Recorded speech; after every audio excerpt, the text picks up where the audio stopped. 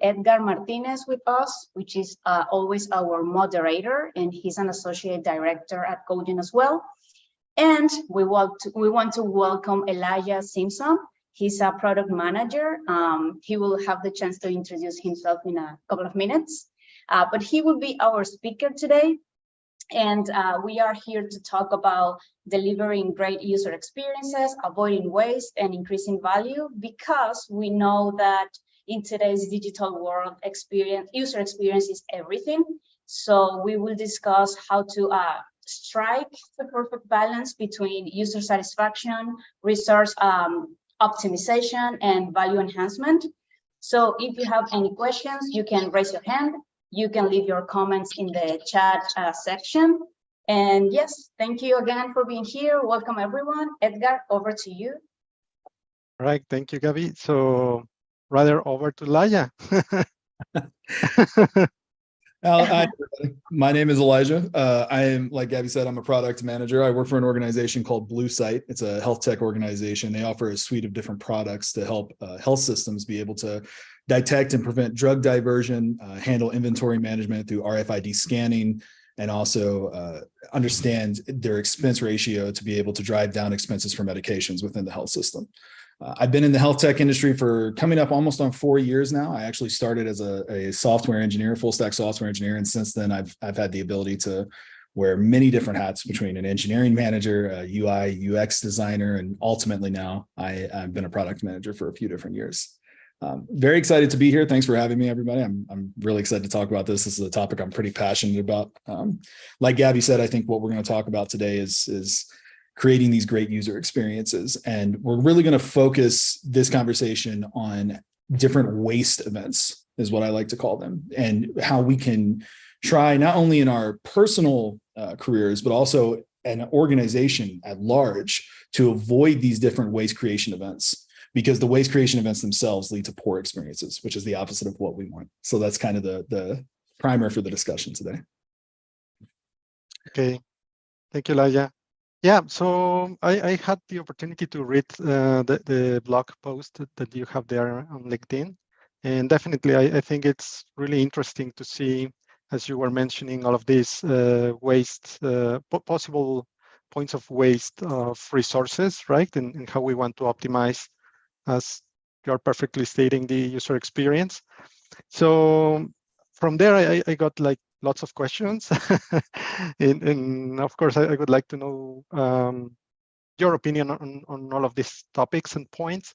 But before going there, perhaps for the audience who hasn't had the opportunity to read this information, could you give us a brief overview about these different points of waste and how this system works?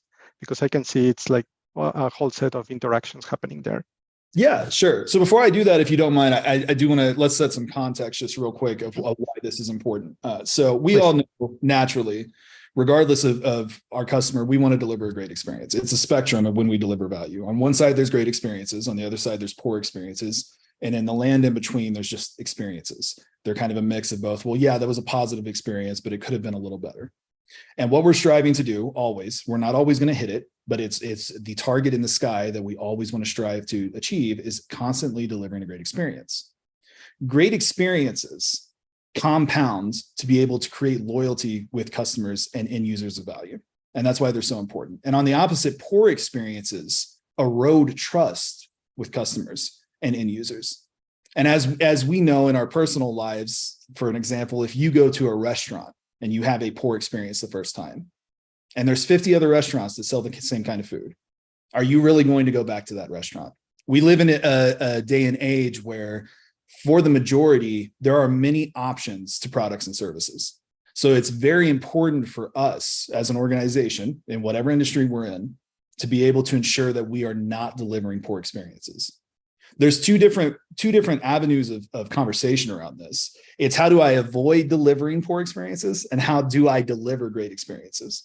And like anything, before you start worrying about delivering great experiences, you need to make sure you're not delivering the poor ones. It would almost be like you have a car and it has an oil leak and your concern is to get a new paint job.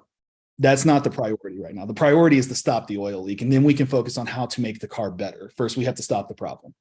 So that's why we're going to talk about these different waste events, because these waste events lead to creating poor experiences. And one thing I want to add to this to think about as we talk about this is, don't just think about this whole topic as a paying customer being the end user. Think about it as any transaction between two individuals. You ask me for something. Maybe you're a coworker. Maybe you're my manager. Maybe I report to you and I'm asking you for something. Maybe you lead an organization, so it's internally. But you ask me for something and you either give me money or some kind of financial incentive, or you give me your time. And in return, I have to deliver something to you. There is an experience exchange in that. So it's not always towards a paying customer. We got to think of it in the mental model as well, as it could be just an individual that I'm passing something to, a piece of work, a piece of value, some kind of deliverable. So at a high level, some of the things we're going to talk about, there can be many more than this, but I think some of these are the key things that we can hone in on are motion waste, which is unnecessary movement of different value that we're exchanging. So I can't do something, so I have to ask you to do something. I have to share information with you because you don't have it accessible, et cetera. Task switching or context switching, we all know that that's a pretty insidious thing, but it's one of the more common ones because it's very hard to get away from. Delivering defects. Defects are just simply non-usable value that I give to you. It doesn't meet the criteria that you need or that you were expecting. Waiting waste, which means action fails to happen within an expected time frame. Unfinished value, which means you started something and you never completed it. Manual processes, meaning you're doing something tedious. And we know as humans, we can make mistakes very easily, even if it is a repetitive process. False value, which is the one I dislike the most. And that's when you go down a path of delivering something that you believe is valuable, but to the end user, it's not.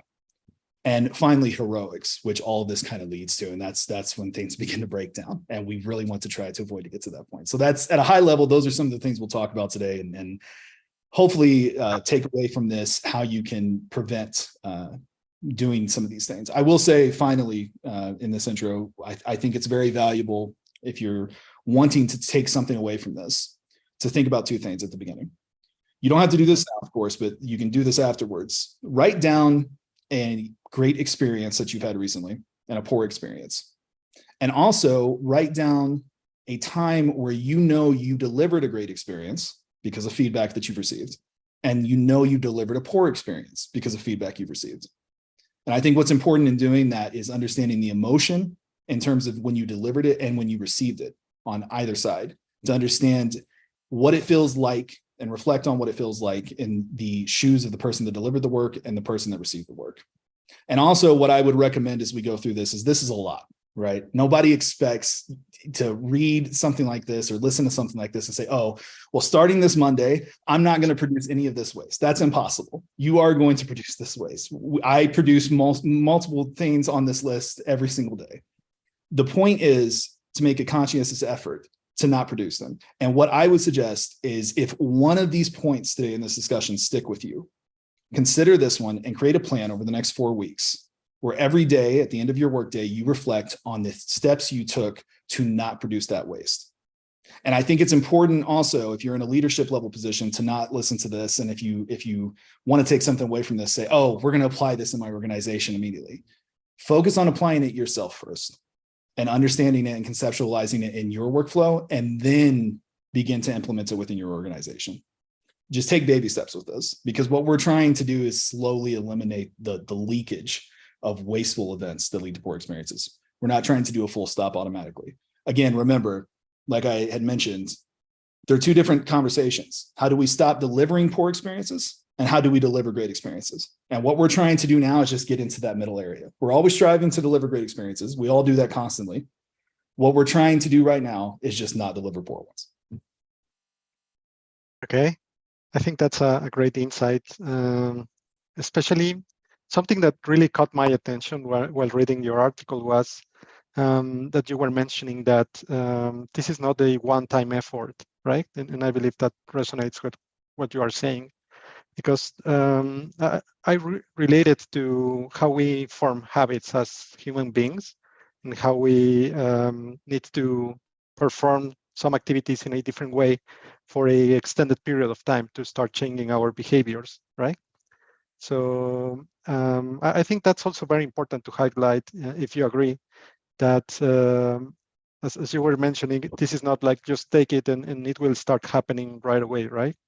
Yeah. Well, if one of these things resonates with you, like think about task switching for a moment. That's a pretty self-explanatory one. You are constantly doing 3 or 4 things at the same time, and you know it's detrimental to your workflow. You know that you aren't delivering the best value that you can.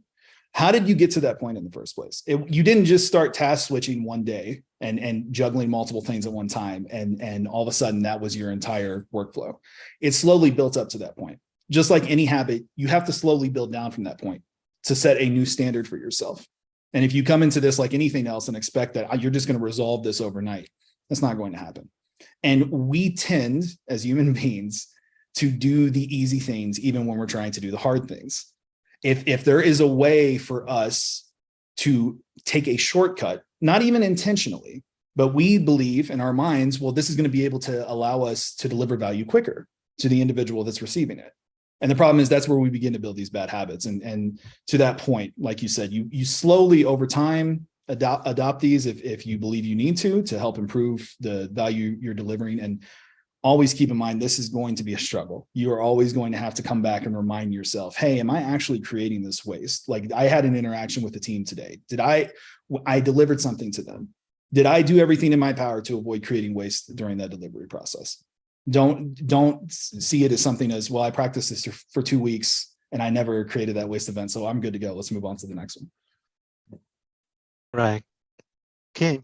So another thing that also caught my attention is this snowball effect that I saw in all the relationships between these types of waste. So can you tell us a bit more about, I think you mentioned it, right? It ends up in a bad experience for the customer. That's like the final output and what we would normally identify. But how are these interactions happening, and why is it important to start correcting all of these aspects one at a time, maybe? Sure, yeah. Yeah, so they have a compounding impact or effect. All of these do. You think about looking at, I got some notes here to make sure I can recall this. You think about motion waste, unnecessary movement. So I need something from you. And I'm gonna put this in the context of software development, but this can apply to any industry. So I need something from you. I need to know a different API call. I need to know how our database is set up. And you have that information, and I need to get it from you. So now the value that I'm trying to create, I have to move over to you to get a response to move back to me to be able to deliver that value. Well, that's not just creating motion, because if I have to get something from you, you're not just going to be available 24/7. Now, all of a sudden, I'm creating waste in terms of waiting, because now I'm waiting for you to deliver something. Now I'm task switching, because I'm not going to just sit there idly and wait for you to give me the value I need. I'm going to go do something else. Maybe in that task switching, I start working on something and I have to leave it alone and I don't come back to it for 2 weeks because now I'm focused on the other task. Well, now I have unfinished value. And unfinished value, if I started working on something 2 weeks, the context of the entire world has changed. Well, now 4 weeks later, that unfinished value, we realize, oh, we need to deliver that. And all of a sudden we're performing heroics. Individuals are working 16-hour days, it's crunch time, and heroics create all kinds of waste, like defects, unfinished value, false value. So it's a compounding impact. It's little tiny events that consistently lead up to problems. It's like considering issue versus risk, right? Issues mean something is happening right now. Risk means there's a possibility of something happening. Well, all of these are risk initially. I make you wait on me a few times. It's a risk. But eventually this leads to an issue. And by that point, we're in trouble. And internally, that causes problems. But then eventually that leads to a poor experience for the paying customer, right? The ultimate individual that we're trying to deliver this value to. And when you, again, coming back to the beginning of this conversation, when you begin to deliver those poor experiences, you completely erode trust. It's poor experiences you can think of in a way, you can get away with 1 or 2 poor experiences sometimes. Not always. Of course, it's variable with every different experience. But if you deliver enough poor experiences to an individual, whether it's a paying customer or not, whether it's somebody internally, you will get to a point where they will no longer want to trade value with you. They will consistently recall those poor experiences. Think about how we interact when leaving reviews for different organizations online. We are 10 times more likely to leave a bad experience review than a great experience. Great experiences are hard to deliver, and you need to build up multiple great experiences and continue to deliver those after you've delivered the initial ones to maintain that loyalty. And when you maintain that loyalty, great, because not only do you have a loyal individual who trusts you, but then they're going to sing your praises to other individuals. That means you hire better people. That means you get a larger customer base.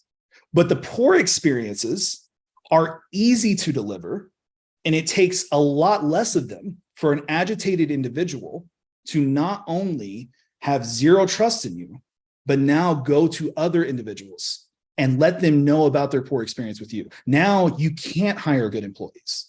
Now you lose your market segment because there's other opportunities for your services or products out there. And all I have to see is one poor experience online for me to feel a little strangely about committing to doing business with you. That's why these things are so important. Individually, to your point and how they all interact with each other, they're not. You task switch during the day. Okay, great. We all do. We're all busy. We all wear multiple hats. We got to do a lot of different things. We have a lot of projects going on. That's fine. We don't have robust internal documentation. Okay, well, we'll work on that. That's fine. Just go ask Edgar to give me the API that I need to be able to make this call. That's fine. When these things happen consistently, day after day, task after task, you find yourself in a position very quickly to where it's hard to come back from. And that's really what we're trying to avoid. Individually, these things are not a problem. When they combine together, they become insidious very quickly. And they erode your entire workflow. They erode your relationships with your team members, with your leadership, with your employees, and ultimately with your in-paying customers. Mm-hmm. Okay. Actually, now that you're mentioning about these positive and negative experiences, right? It might be the case that perhaps one of the closest or, like more relatable examples that we have is going to a restaurant, as you were mentioning. And personally, it has happened to me that I've been to places 2, 3, 4 times, and I really enjoyed like the experience, as you're mentioning, like the food, the service, everything worked perfectly. But there was this one time, I can recall that vividly because I guess bad experiences impact us that deep, right? Yeah. So I went to this ramen place, and it was great. I really enjoyed going there. Actually, the chef was Japanese, so you can tell that they had this touch for the food. And there was this one time where the ramen was like too salty, like really not enjoyable. I really I even finished my plate because it was really bad for me at that moment. But it happened that only by experiencing that one time, that having that bad experience, I stopped completely going to that place, right? Yeah. So how do you say is this balance between good and bad experiences? Because I can definitely tell out of the gate that there's like more impact from one than from the other. Yeah, most definitely. It's always going to be difficult, right? It's because, again, it's coming back to the great experience. It's something we're always aiming for. You can come in without any kind of strategy in your organization. You can come in without any kind of game plan, and you can be lucky and just deliver a few great experiences. But consistently delivering great experiences is what we want to try to get to. And when I say consistently, understand I'm not saying every single experience is going to be great. You are going to have times where you do not meet the mark, right? But what we really want to focus on is we would much rather not meet the mark and make up for it later than deliver consistent poor experiences. There's also different levels of poor experiences. And I think your example is great, right? So that is one level of a poor experience. A less impactful poor experience, maybe you have a favorite takeout restaurant and they consistently forget to give you plastic silverware. They consistently forget to give you sauces. Maybe occasionally they mess up the order, but that's okay. You call them, you go there, great, you fix it. It's frustrating. Next time we order that food, I may consider another option. That doesn't mean I'm going to give up on that restaurant though. But let's say there's another restaurant that I love and I have 5, 6 great experiences, and the 7th time I go, I get food poisoning. Am I going to go back to that restaurant? Probably not. So there are different levels of poor experiences. Regardless, though, I think it's definitely a balance of you are going to deliver subpar experiences occasionally. What you want to avoid at all costs is delivering an experience that you cannot come back from or is incredibly difficult to come back from. That's always kind of our goal on this side of the spectrum, right? We always have the mindset of everything I do, I want to deliver the best experience possible for the end user, the person consuming my work. But at a baseline, at a standard, we cannot deliver an experience that is so poor that it will negatively impact that individual and make them consider never doing business with us again. That's really kind of the balance. There are two extremes to it. And one extreme, the incredibly poor experience, we want to avoid at all costs. If you've already started, if you notice, if you're a business leader or if it just in your personal career, if you created those poor experiences, that don't take this as, well, it's too late for me, right? I've already burned too many bridges. I've created a negative sense of impact. You can come back from it.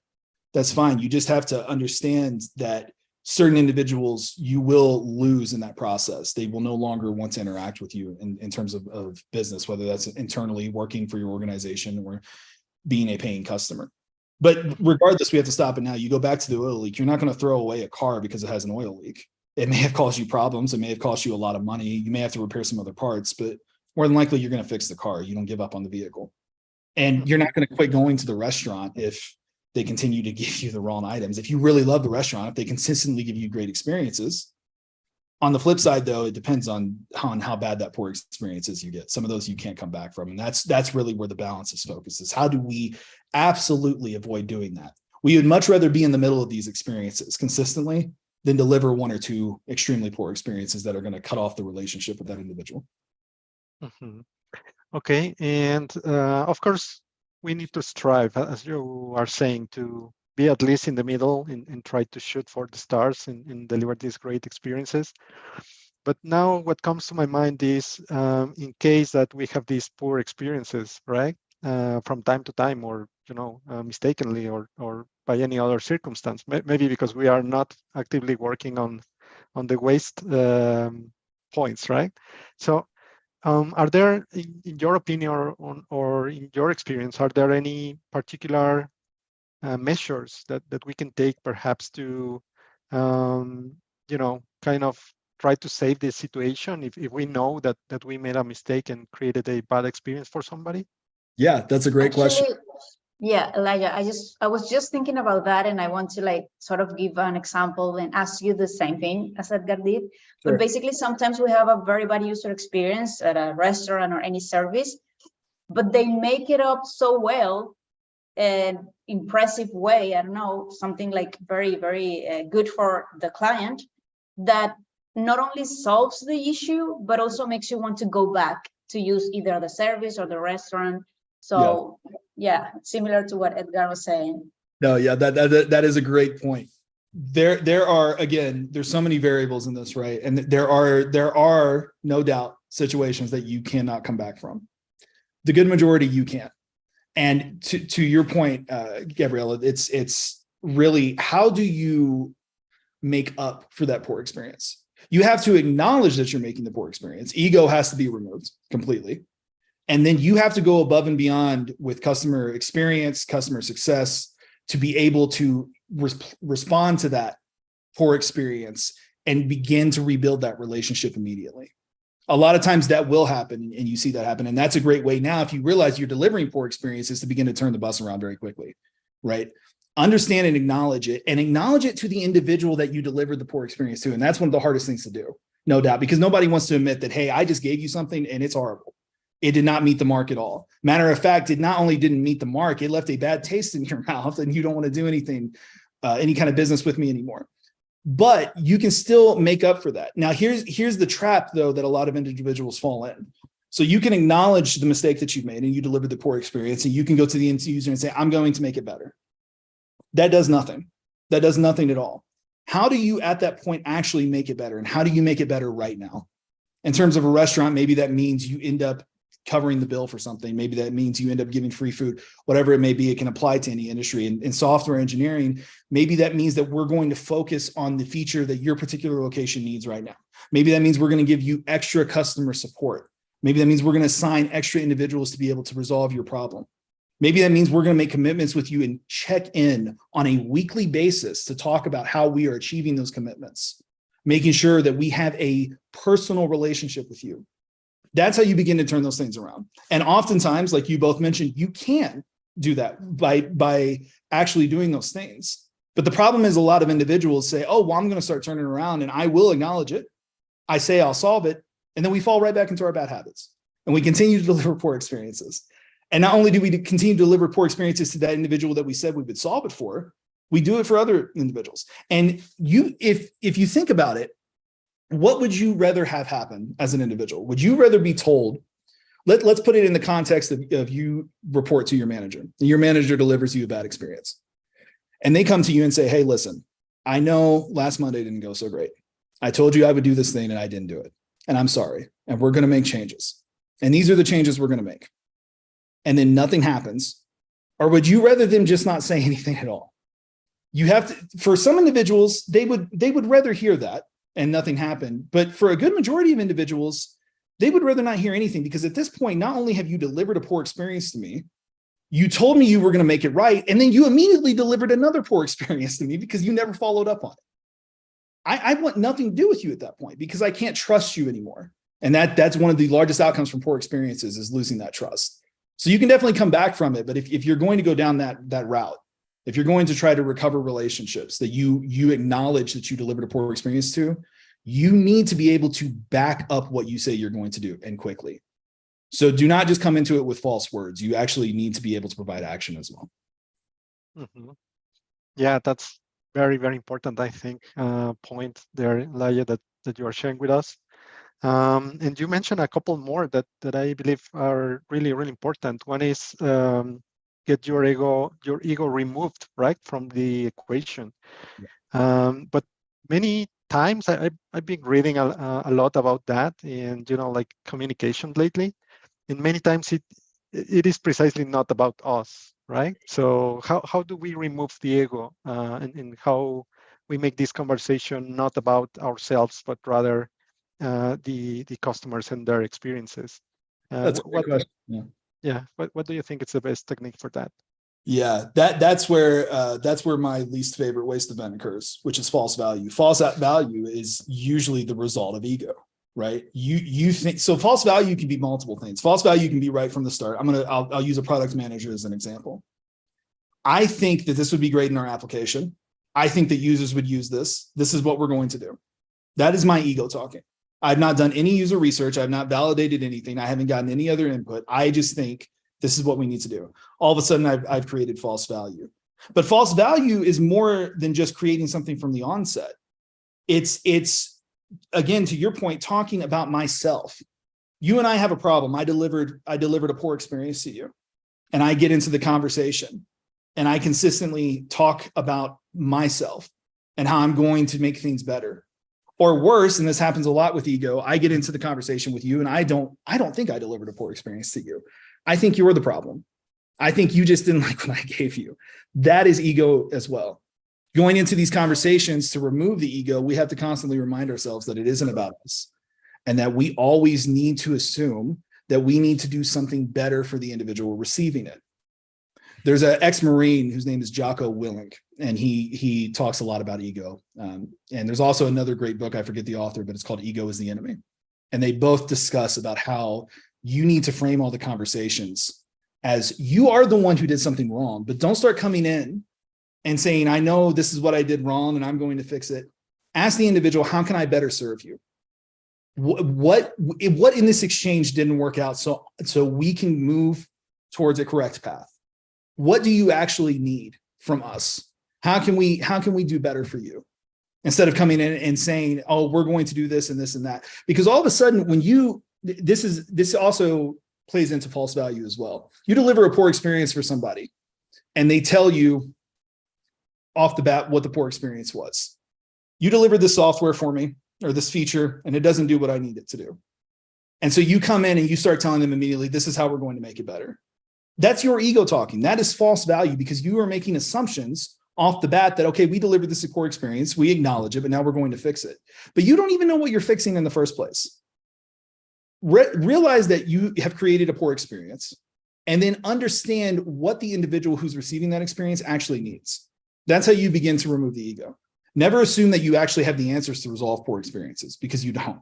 You don't know why the individual truly feels like they had a poor experience. Even really obvious things can sometimes, more often than not, have a different reason for being a poor experience.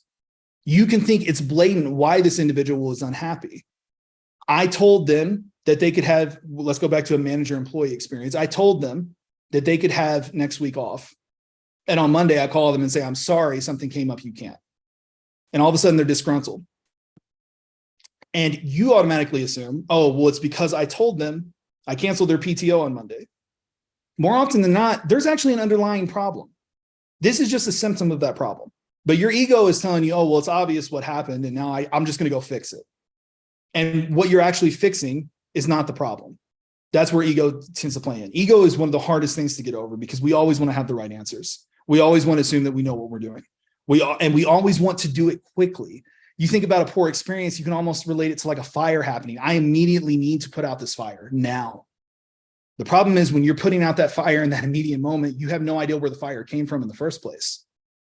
So understanding that you do not have the answers and coming into every experience, recovery experience with an end user where you delivered a poor experience to them and framing it in the way of asking them why this was a poor experience and what they need from you, not what you're going to give them, what they need from you to ensure this doesn't happen again, is a great first step in removing the ego from that equation.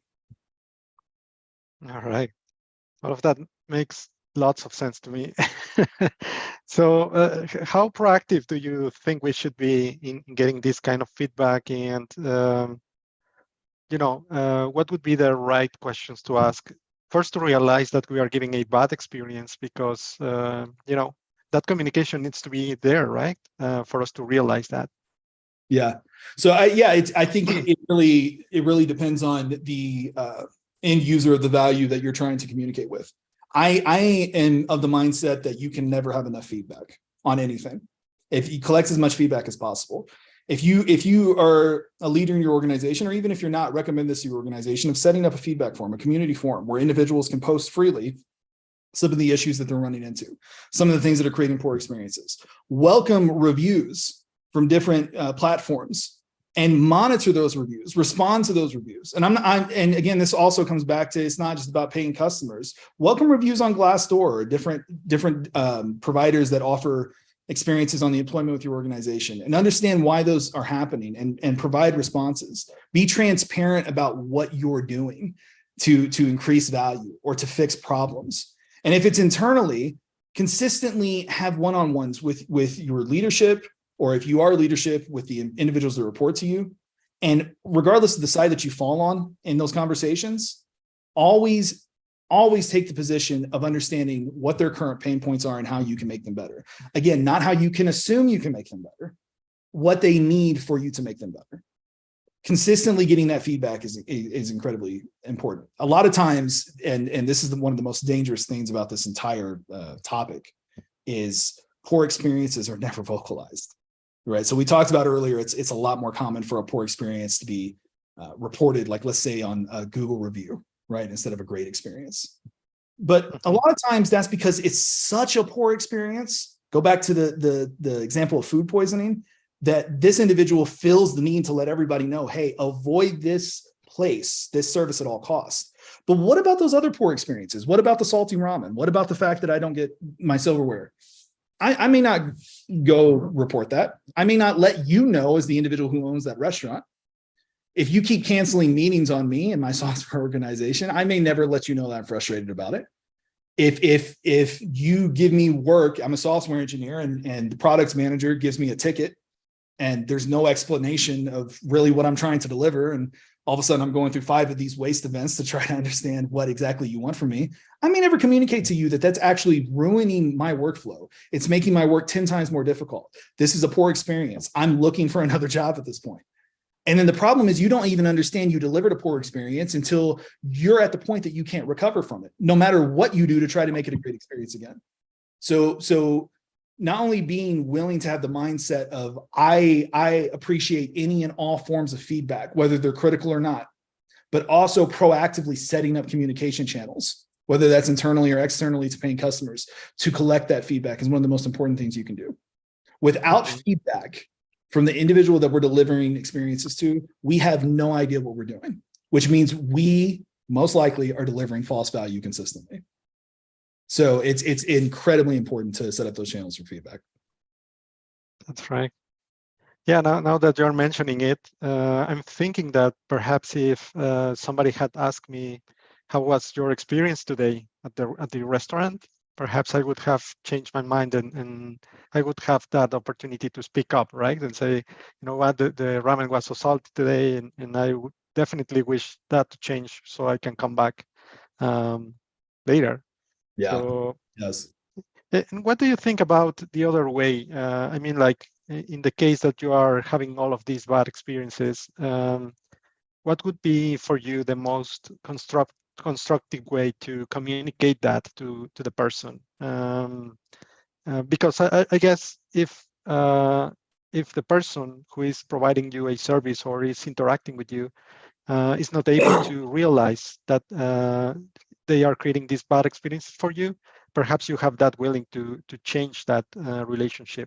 Do you think that's possible? And what would be the best way to do that, being on the other side?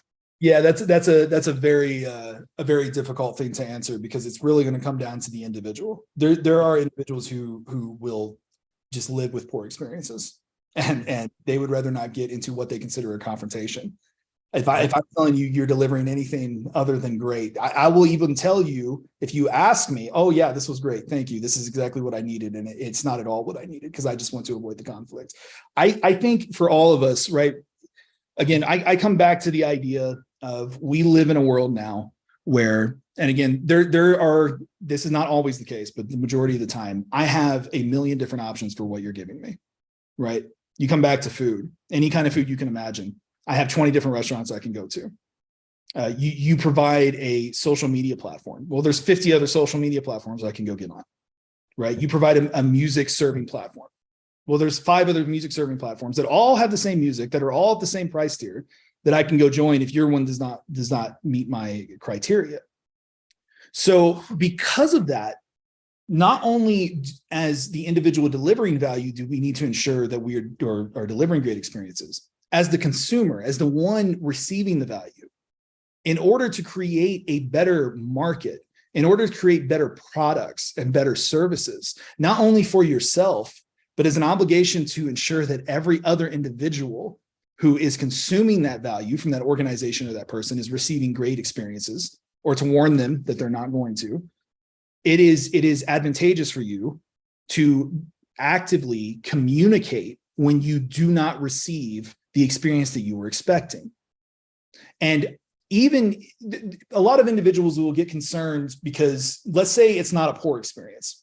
Let's say it's a subpar experience. You didn't completely derail my loyalty to you. I still have trust in what you do. I may still use your service or product again, but this just wasn't that great. But I'm not going to say anything.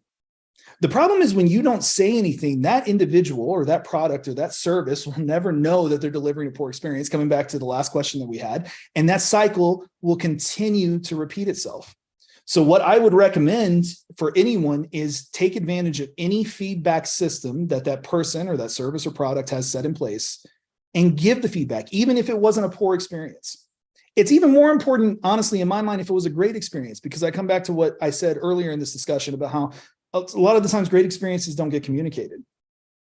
Individuals need to know that they're delivering great experiences, because just like if I tell you, Edgar, you're delivering a poor experience to me, and you're going to take that away, hopefully, and you're going to examine it, and you're going to remove your ego, and you're going to ask me why I delivered it. In the same way, if I say, Edgar, this is fantastic, thank you so much, this is exactly what I needed, hopefully you're going to go away and you're going to say, wow, okay, what did I do to make this such a great experience? And how can I ensure that I continue to do that going forward? If you never give me that feedback, I don't know. I have no idea what if I'm actually meeting the mark or not. I'm left in this fog of understanding. Am I actually delivering value to you, or am I not? And the problem is, when I live in that fog, I'm never going to be able to correct. I think I don't want to get on a soapbox about this, but I do think it's very important for us as individuals who receive value to be able to communicate to the person who's giving us that value, regardless of the experience it was. If there isn't a feedback form set up, if there isn't a way to communicate with them publicly, like on their website, you can find ways. I'm not saying go out of your way every single time to do it, but you can find ways. Get on LinkedIn and find an individual that works at the organization and shoot them a message. Find an email on their website and shoot them a message, and just let them. I'll give you a perfect example. My wife, we're a big dog family. We have 4 different dogs, and they sell these pads. They go in these crates. They're called Primo pads. Shout out to Primo Pad. If you ever see this video, you're a fantastic company. And you put them in these thick pads that you put in there so the dogs are comfortable. And we ordered the wrong size on accident. And we emailed them and we just said, hey, big apologies. We ordered the wrong size. Is there anything we can do? We can pay the shipping back. They said, tell you what, keep the pads, give them to a friend who has the correct size. We're going to send you out the new pads with the correct size. Oh, wow. I will tell any and every person I know with a dog about Primo pads. I will say, you need to order these Primo pads, because the product's great, but guess what? There's 3 other products that are identical. I don't care about those products. Go with this organization because they delivered such a great experience to me. But if I never would have reached out to them, if I would have just said, oh, well, I ordered the wrong size and it is what it is, I'll make it work. And that's a fault on my end. But what if they sent me the wrong color of pad? What if they sent me a pad that had a tear in it? And I'm just like, well, I'll flip the pad upside down so the tear's on the bottom. They're not going to know that they have quality control issues. They're not going to know that they have issues with their customer service, and they may do that for other individuals. And all of a sudden, there's this downward trend within the organization, within the product, because they're delivering poor experiences to multiple individuals. So, in my opinion, if you really enjoy a product or a service and you're the individual receiving it, or if it's more of an internal situation, you're an employee and you really enjoy your organization, you want to succeed, you want your manager to succeed, you want your whole organization to succeed, ensure that you take the opportunities to communicate both great and poor experiences, or anything in between. It's incredibly important, because just like you would want that feedback, they want that feedback as well. Mm-hmm. Yeah, that's a great point. Thank you for highlighting that. And I guess you really received this great experience because you came and told us about it. So that's a testament of the whole idea. Yeah. All right. I can even see, like one step further there, because if you get feedback, and if that feedback, for example, is positive, as you were saying, I can see even business opportunities there for people, because you can start announcing, based on the customer feedback, what, guys, we can do this for you, and that might become even a selling point for you. So it's not only about the process, it can also be about the business and improving that aspect as well, right? That's a great point. It's almost 2 different things with that. To your point, yeah, you think about, like, you have multiple products or services and you love my first product. How much easier is it for me to be able to explain the value for the second product? We've already built this relationship. You already trust what we're able to deliver, as opposed to you're having poor experiences, whether they've been vocalized to our organization or not. And all of a sudden I'm like, well, regardless of if I know you're having poor experiences or not, let's try to sell you this other thing. What kind of conversation do you think that's going to be? Also, when you create great experiences, you're not only just building, business opportunities with that customer, that client, you're building them for others. I think about the industry that I'm in. A lot of our customers will do case studies for us on how they were able to find drug diversion in their hospital and save lives, or save millions of dollars, which translates to better patient care because of our software. And they do that not because we reached out and said, hey, can you do a case study for us? They were compelled, because of the value and the great experience that we delivered to them, to go out of their way to create that case study. And then all that does is now you are building this public trust where other individuals are going to say, well, look at this product. Look at all these great experiences in these examples. Why do we think that websites, software, or even physical products or services on their website or in adverts post other individuals' feedback? Because when we see that other individuals are having great experiences, automatically, subconsciously, we have a bias to choose that experience over another product or service because we don't want to have a poor experience. This is most likely the best opportunity for us to have a great experience based on the feedback of other individuals who had those experiences. The only way you're going to get that public trust is by delivering great experiences. So there's many ways to increase business revenue, increase customer base by being able to deliver those great experiences, in the same way that it's very easy to lose revenue, lose market share, lose customer base by delivering the poor ones. Of course. Okay. So I'm not sure, Gabby, do you have any points that you want to review with Laya at this point? I think he has talked about great things here. There's a lot of value to be, extracted. But what do you think? What are your key points, and do you have any questions for him?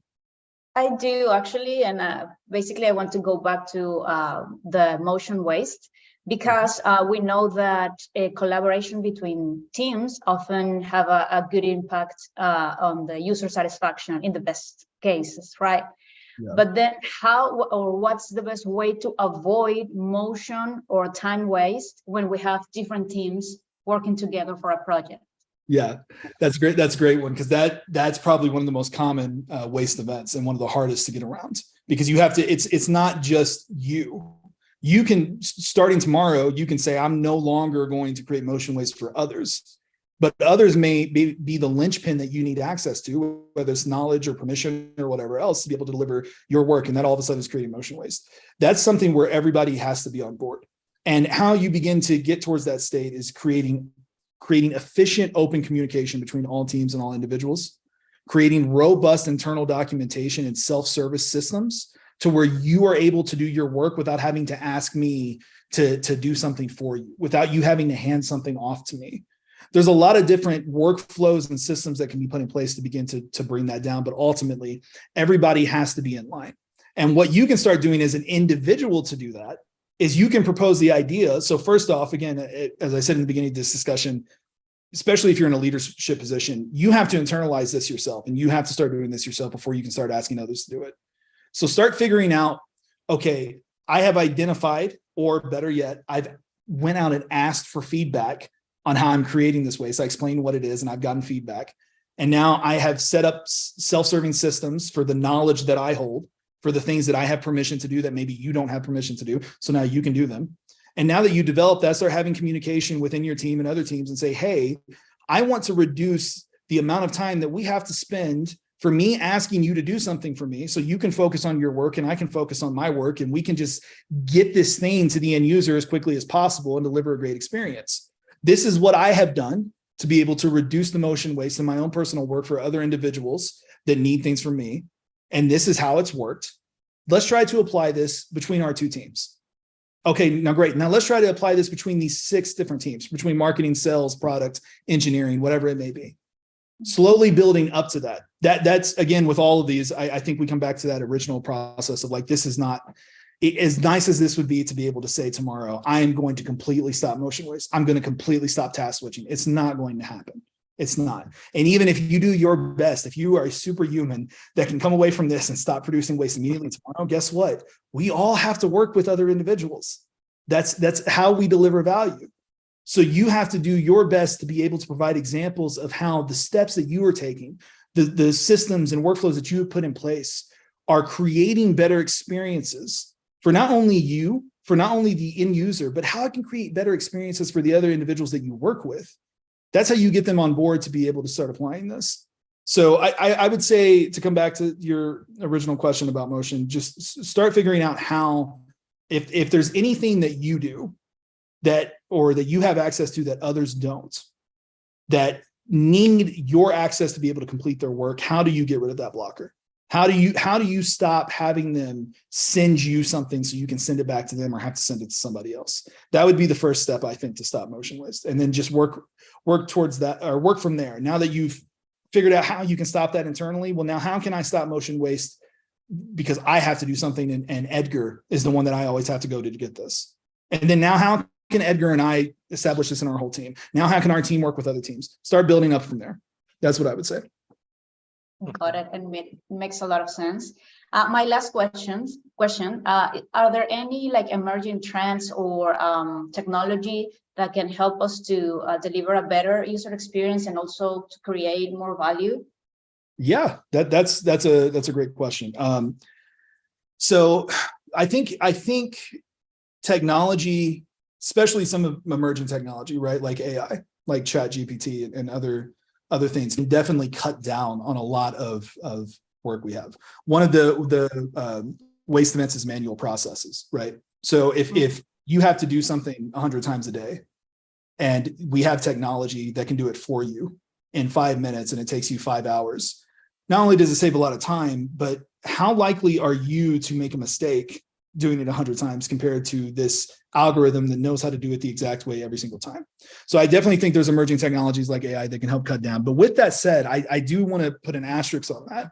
I think a lot of times we use, and I say this as an individual who works in tech, and we're in a tech social conversation, right? So we work with technology every day. We often use technology as a crutch, and delivering great experiences to humans usually requires some output from another human. So we want to be extra careful that we don't offload all of our work to different technology and services. We want to ensure, I think you can come back to ChatGPT, which I think these different chatbots and language models and algorithms are amazing. And I think they're going to take us to amazing places and be able to create new opportunities that we could never imagine, right? But you also have to consider the personal experience you have.